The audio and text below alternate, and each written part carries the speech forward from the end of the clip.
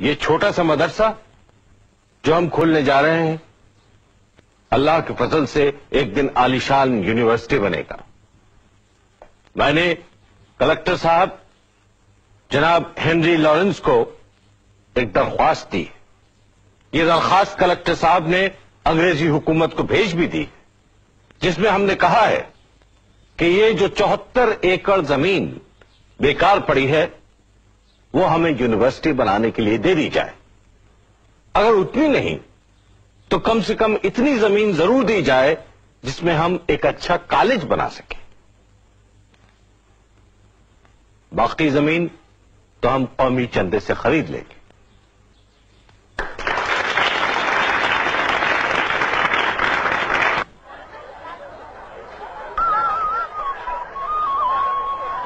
شکریہ بھائی، ادا۔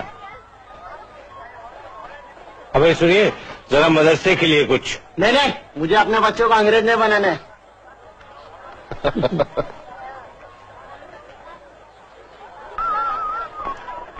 لاؤ بھی، شکریہ، ویلکم۔ ارے سید صاحب، آپ اور یہاں اس حال میں؟ ارے بھائی، قسمت میں بھیک مانگنا لکھا ہے سو مانگ رہے ہیں، لیکن اللہ کا فضل ہے کہ اپنے لیے نہیں مدرسے کے لیے مانگتے ہیں۔ ایک آنا ڈال دیجئے اس میں۔ شکریہ، اللہ آپ کو کامیاب۔ آمین۔ بتا لیلا میں تو نے کیا دیکھا، بتا لیلا میں تو نے کیا دیکھا۔ جا، میں تیرے سوال کا جواب نہیں دیتا۔ مجنو، تجھے میرے ہر سوال کا جواب دینا پڑے گا۔ نہیں دوں گا۔ تجھے تیرے اللہ کی قسم۔ نہیں دوں گا۔ تجھے تیرے ابا کی قسم۔ نہیں دوں گا۔ تو جا، تجھے تیری لیلا کی قسم۔ کیا پوچھا تم نے؟ بتا لیلا میں تو نے کیا دیکھا، بتا لیلا میں تو نے کیا دیکھا، بتا لیلا میں تو نے کیا دیکھا، بتا لیلا میں تو نے کیا دیکھا۔ میں نے لیلا میں نور خدا دیکھا، میں نے لیلا میں نور خدا دیکھا، میں نے لیلا میں نور خدا دیکھا، میں نے لیلا میں نور خدا دیکھا۔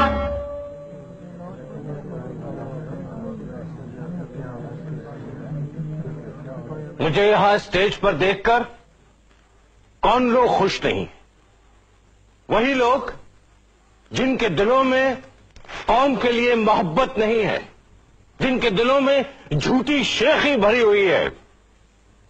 ارے رئیسوں، دولت مندوں، تم یہ مت سمجھو کہ تم نے اپنے بچوں کے لیے سب کچھ جٹا لیا ہے۔ تم سے پہلے بھی بہت سے لوگوں نے ایسا سوچا تھا، لیکن آج ان کے بچوں کا کیا حال ہے؟ یہ حال ہے کہ ہم ان کے لیے اسٹیج پر کھڑے ہوئے ہیں۔ آپ مجھے کافر سمجھتے ہیں، غدار سمجھتے ہیں، سمجھیے، لیکن اگر کوئی کافر اپنے ہاتھوں سے آپ کے لیے مسجد بناتا ہے تو کیا آپ اس مسجد کو ڈھا دیتے؟ کچھ کافر کو یہ مسجد، یہ مدرسے بنا لینے دیجئے، میری محنت پر رحم کیجئے۔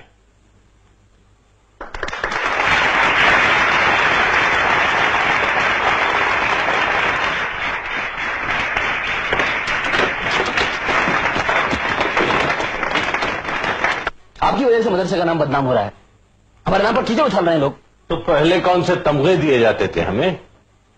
آپ جانتے ہیں مولوی علی بخش خان علماء مکہ شریف سے آپ کے خلاف فتوی لے کر واپس آئے۔ چلیے، ہماری وجہ سے ان کو حاجی بننے کا موقع تو ملا۔ ویسے ہی آپ کے خلاف کون سے کم فتوے تھے جو آپ نے یہ لاٹری کے ذریعے چندہ جمع کیا ہے۔ لاٹری ناجائز ہے اور مدرسے کے لیے کوئی ناجائز کام نہیں ہوگا۔ گھبرائیے نہیں، اس کا گناہ میرے اور آپ کے سر نہیں پڑے گا، یہ ان لوگوں کے سر پڑے گا، وہ دولت مند اور رئیس لوگ جنہوں نے چندہ دینے سے انکار کر دیا۔ اگر وہ لوگ چندہ دیتے تو یہ ہمیں لاٹری کی ضرورت ہی کیوں پڑتی؟ دیکھیے، میں آپ سے پہلے بھی کہہ چکا ہوں کہ اگر مدرسے میں کوئی بھی کام مذہب کے خلاف ہوا تو میں یہاں سے چلا جاؤں گا۔ میں نے کون سا کام مذہب کے خلاف کیا ہے؟ اپنے بچوں کو انگریزی پڑھانا کوئی گناہ ہے؟ انہیں انگریز بنانا گناہ ہے۔ ارے بھائی کیا حرج ہے اگر ہمارے بچے کلچر میں انگریز ہوں اور مذہب میں مسلمان؟ میں آپ سے بحث نہیں کر رہا، مگر مجھے یقین ہے کہ لاٹری کی سخت مخالفت ہوگی۔ بالکل نہیں ہوگی۔ بالکل ہوگی۔ نہیں ہوگی۔ چاہے تو ایک اشرفی کی شرط بدل لیجیے۔ بدل لیجیے، لیکن پہلے یہ دکھائیے کہ آپ کے پاس اشرفی ہے یا نہیں۔ ہے کیوں نہیں؟ یہ دیکھیے۔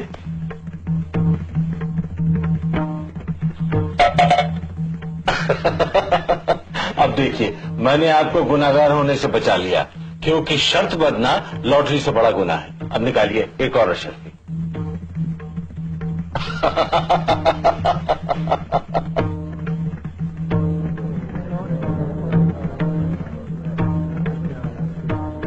اور بھائی مولوی صاحب السلام علیکم۔ وعلیکم السلام۔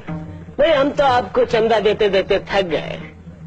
مولوی صاحب اب کوئی دن میں ہم مر جائیں گے، اس کے بعد آپ سے کون چندہ مانگے گا؟ خدا کے واسطے مرنے کی بات مت کیجیے، لیجیے چندہ لے لیجیے۔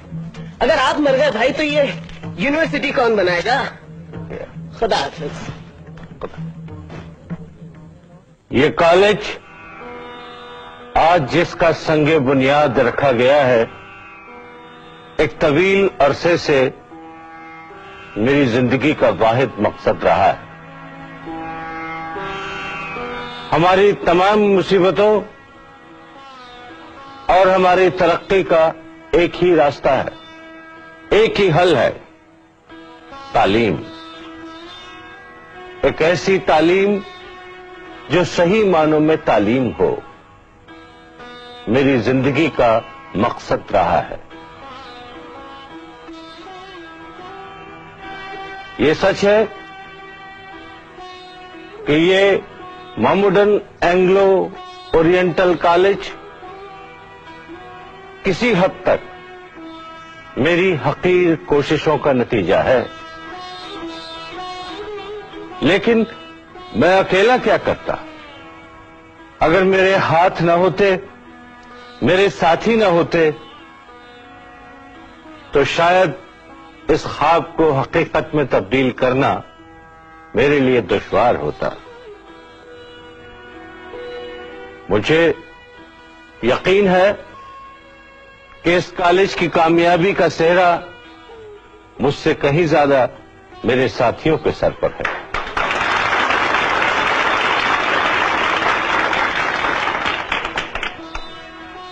مجھے یہ دیکھ کر اطمینان ہوتا ہے اپنی زندگی کے آخری حصے میں کہ جس کام نے مجھے اتنے عرصے تک باندھے رکھا، اس کام نے ایک طرف مجھے میرے ہموطنوں کی ہمدردی دلائی، تو دوسری طرف انگریز حکمرانوں کی حمایت بھی۔ کچھ عرصہ جاتا ہے، میں آپ لوگوں کے بیچ میں نہیں رہوں گا، لیکن اگر اللہ نے چاہا تو یہ کالج ترقی کرتا رہے گا اور میرے ہم وطنوں کو تعلیم کی دولت سے مالا مال کرتا رہے گا۔ شکریہ۔